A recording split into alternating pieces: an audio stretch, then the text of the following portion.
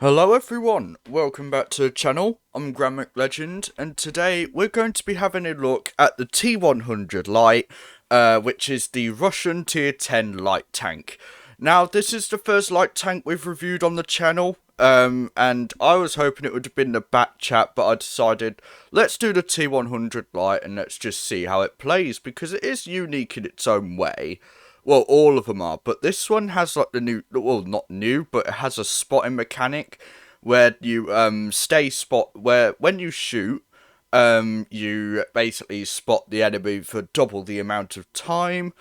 And, well, yeah, that is basically it. It is really good for getting assistant damage as well due to that spotting mechanic. And, I've really enjoyed this vehicle. It is fun to play. I haven't played it much, though. I'm usually playing the Bat Chat for light tanks. But, let's just jump right into the stats and we'll see how it plays. And, here it is. Tracer shells. Basically makes an enemy tank visible for all allies for 20 seconds instead of 10. But like once the spotting mechanic that is lowered, it would be 17 due to the 1321 spotting mechanic.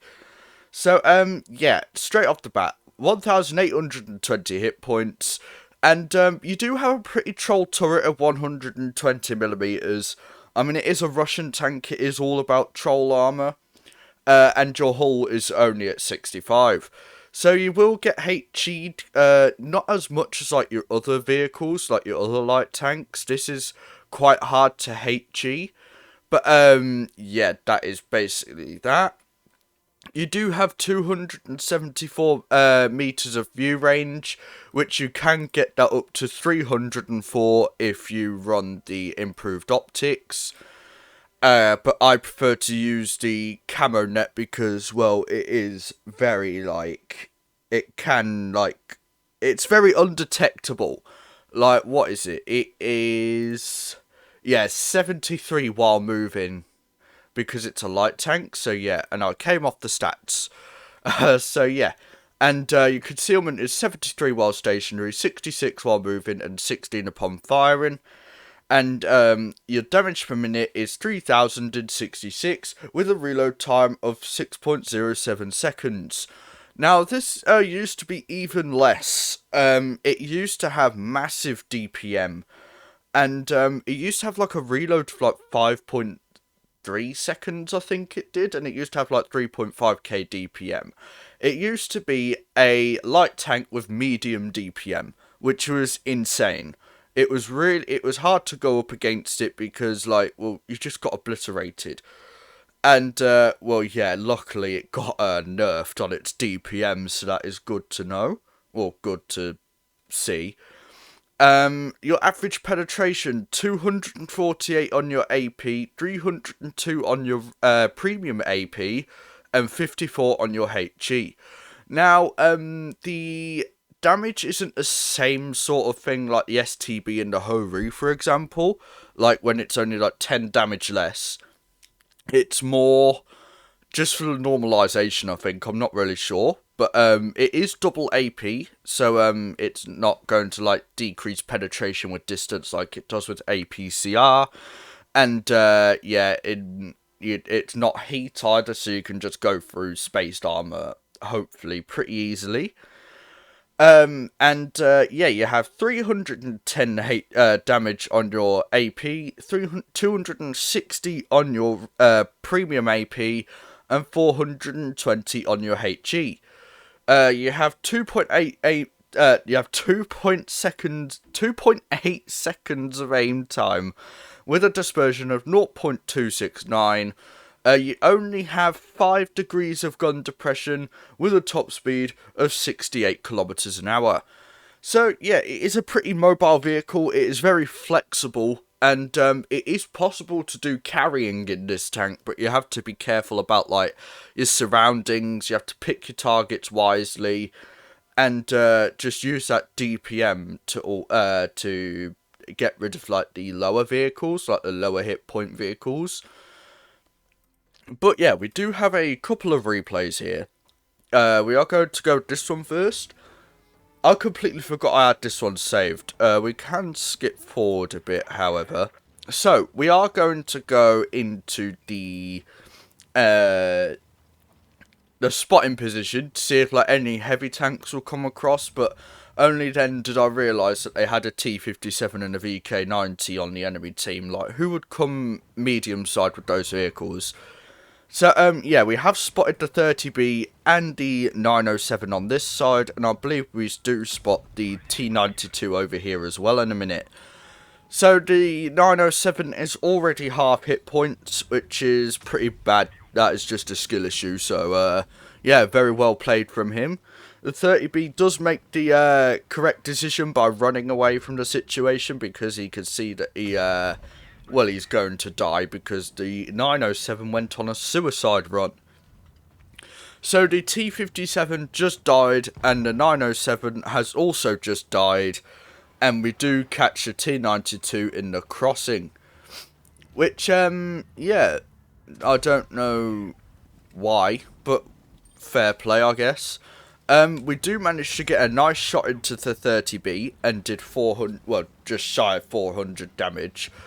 But you could see when we were on the dunes that gun depression is really not that good to work with, because especially on like hilly terrain, you can't get your gun down enough in order to shoot the enemy.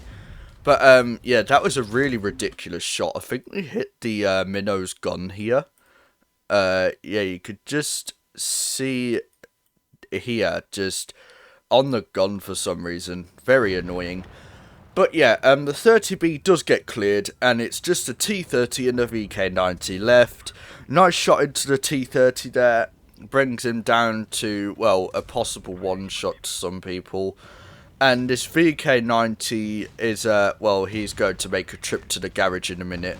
So, GG from that guy. And, well, GG altogether. So, yeah, that is the T-100. We do have another replay. This one I had literally just now. But yeah. Dynasty's Pearl. Or Dynasty, however the hell you say it. So we are up against a 50B, a Concept, a 183, a 268, a Rhino, a T-100 Light, and a T-62. So, we do go right side, because why wouldn't you go right side on Dynasties, whatever the heck it is. And, yeah, we just see if we can get any spots out or anything, really. So, the T-100 is spotted, going through the middle, but you can see that, well, because we have such a large camera rating, we are able to stay at distances and be remaining undetected. So do try and spot at long ranges if you can. It's up to you whether you run the improved optics or the camo net, but I prefer the camo net just to get early spots. Because, like, well, the back chat would be able to see you pretty easily, because it has, like, the highest view range in the game at, like, 340 meters. Very odd bounce from that Rhino there. I must have hit up the gun or something. And we do see the T-62 is going to come round here right now. So excuse me. So you can see the DPM can work, and the armour is pretty troll. Look, we bounced the front plate there. I don't know if you saw, but we did bounce the front plate. I cannot show you, just on the front there next to the headlamp. So it is very troll armour. It can work, but don't rely on it, because it is a light tank. That was a gamble shot from me. I shouldn't have took that shot, if I'm honest. And apparently the M6 Yo is a retard. So yeah, nice play from the guy there. So we do track the Death Star, but I completely forgot that repair kits existed. So he is going to turn around and try to hesh me. But we do manage to bounce him. So that just leaves the Death Star dead, the T-62 on 700 hit points, and the Rhino, and the Concept, and the 268. However, me and the Minnow are going to do pretty well against this lot. We do work as a team, and we do play really well together. So I do clear the 268, and the Rhino is kind of torn between who he should shoot first, the Minnow or me. So, yeah, this is, very fun indeed. So, we do wait until he's not looking, go and shoot the rhino, which makes him a one-shot, which then allows the minnow to go and clear the rhino. The minnow and the rhino. So, yeah, now that just leaves the concept, and, more terrible driving, that should be like a catchphrase now. Grand McLegend's terrible driving. But, yeah, the concept is now on half hit points, and, we do manage to get that shot. So the DPM is really nice, especially in, like, a light tank like this.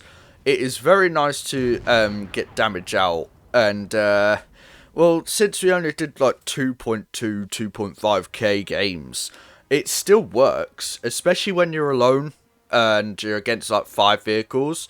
No, not 5, like, 3 vehicles. But, yeah, fair play to that minnow. He was a team player for real. But yeah, that is basically a T-100. My basic advice is just try to stay on flat ground, because well, you have no gun depression whatsoever, and try and side hug as much as you can, or like try and get behind the enemy when you can, because they cannot get their gun down because this is so flat. I mean, if you have a look at this and then have a look at an E100, if a T100 is side hugging, the E100 cannot get its gun down to shoot this thing. So it's a very nice tactic to try and side hug and rear hug when you can, because you are able to well, deplete the enemy without them being able to shoot you back. So, yeah, this is basically that. Well, that's a T100, really. It's a really nimble vehicle. So I do hope that you don't just go rushing in like you're a mouse or something. You're a light tank, you're going to not even bounce shit. So, yeah, let me know if you like the T100. Do you have it? Do you not have it? Are you going to grind it? And yeah, that is it from me. If you haven't joined my Discord server yet, do go to the link down below. And if you haven't liked or subscribed yet, do consider doing that, because it really helps me out, and then I can figure out what content you like more, etc, etc. And yeah, if you want to send me your replays, you can either like send them in my Discord server, or you can send them to my email that is linked down below. So yeah, that is me. Well, not me, but that's the T100, one of my favourite light tanks, and, yeah, that is it. So, I've been Grand McLegend, and I'll see you all soon. Bye-bye.